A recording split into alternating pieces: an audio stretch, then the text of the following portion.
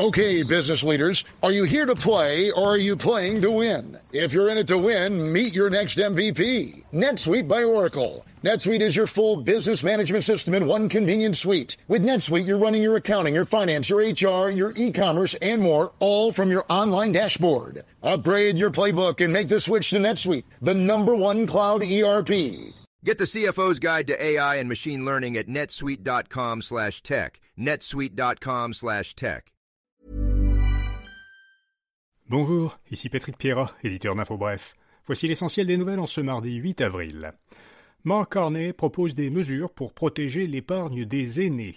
Le Premier ministre libéral veut aider les aînés à braver la tempête économique actuelle. S'ils sont portés au pouvoir, les libéraux comptent protéger l'épargne retraite en réduisant de 25% pendant un an le montant minimum qui doit être retiré d'un fonds enregistré de revenus de retraite, un FER, et augmenter de 5% pendant un an le supplément de revenus garanti. Une possible récession au Canada ? Eh bien, Mark Carney a admis qu'il serait très difficile pour le Canada d'éviter une récession s'il y en a une aux États-Unis. La confiance des consommateurs et des entreprises envers l'économie s'est détériorée. Selon 2 sondages trimestriels de la Banque du Canada menés en février, la guerre commerciale avec les États-Unis plombe la confiance des Canadiens. Les consommateurs pensent que leur situation économique va se détériorer cette année à cause d'un ralentissement de l'emploi et de la hausse du coût de la vie, et les entreprises s'attendent, elles, à un ralentissement de leurs ventes et à une inflation accrue. Les marchés boursiers ont entamé la semaine avec une forte volatilité. Après avoir enregistré d'importantes pertes la semaine dernière, les principaux indices nord-américains ont continué hier à réagir à l'incertitude économique, cette fois en enregistrant d'importantes fluctuations. L'indice américain Dow Jones a enregistré une baisse relativement modeste de 0,9%, mais une fluctuation journalière record. L'indice S&P 500 et le Nasdaq avaient peu changé à la fin de la journée, malgré d'importantes fluctuations en cours de journée. Au Canada, l'indice composé S&P/TSX a perdu 1,4%. Québec attendra le résultat des élections fédérales pour planifier son immigration. Le ministre de l'Immigration du Québec, Jean-François Roberge, a indiqué à Radio-Canada que le gouvernement allait reporter la consultation qu'il devait mener au printemps afin de fixer les seuils d'immigration pour l'an prochain et les années suivantes. Cette planification aurait désormais lieu à l'été ou à l'automne. Le ministre soutient qu'il attend l'arrivée du prochain gouvernement fédéral pour avoir l'heure juste en matière d'immigration. La planification de cette année sera la première qui tiendra compte de l'immigration temporaire.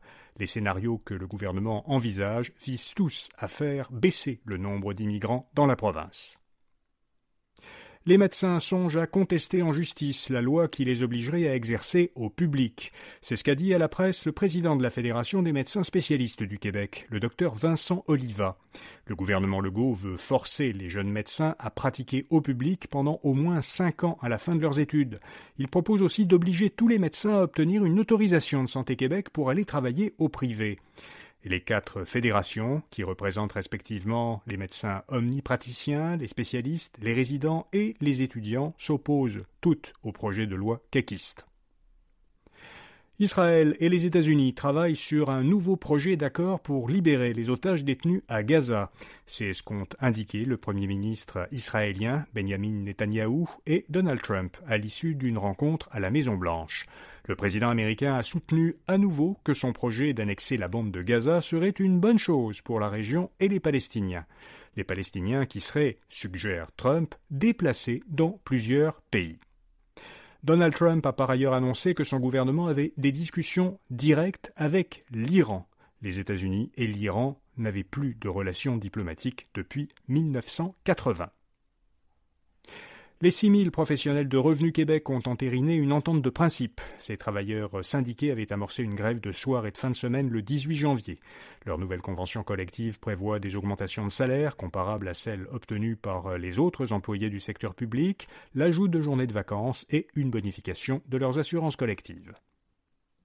La Caisse de dépôt investit dans des infrastructures électriques au Brésil. La CDPQ va acquérir pour 1,2 milliard de dollars un ensemble de lignes électriques d'une longueur totale de plus de 2400 km. La Caisse soutient que le secteur des infrastructures de transmission électrique procure un cadre réglementaire stable et prévisible qui est intéressant pour ses déposants. Le gouvernement fédéral devrait donner un coup de pouce au secteur du capital de risque. C'est du moins ce que plaide la Canadian Venture Capital and Private Equity Association, une association qui représente le capital de risque canadien. Pour attirer des investissements au Canada, elle demande au prochain gouvernement fédéral de réduire temporairement de 50 à 25% le taux d'inclusion du gain en capital pour les investissements dans les jeunes pousses canadiennes, donc taux d'inclusion au gain en capital, du gain en capital dans l'imposition, et d'autre part de doubler le plafond de déduction cumulative des gains en capital qui peut, dans certains cas, permettre aux particuliers de ne pas payer d'impôt sur une partie des gains réalisés lors d'une vente. Et puis, Minecraft, le film, s'impose au box-office. L'adaptation cinématographique du jeu vidéo le plus vendu a récolté plus de 157 millions de dollars américains lors de son premier week-end en salle aux États-Unis et au Canada. C'est le plus gros démarrage en salle depuis le début de l'année au cinéma. C'est aussi le meilleur démarrage enregistré pour un film adapté d'un jeu vidéo.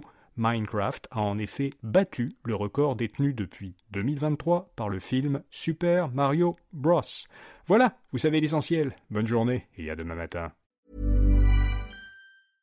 This episode is brought to you by Progressive Insurance. Do you ever think about switching insurance companies to see if you could save some cash?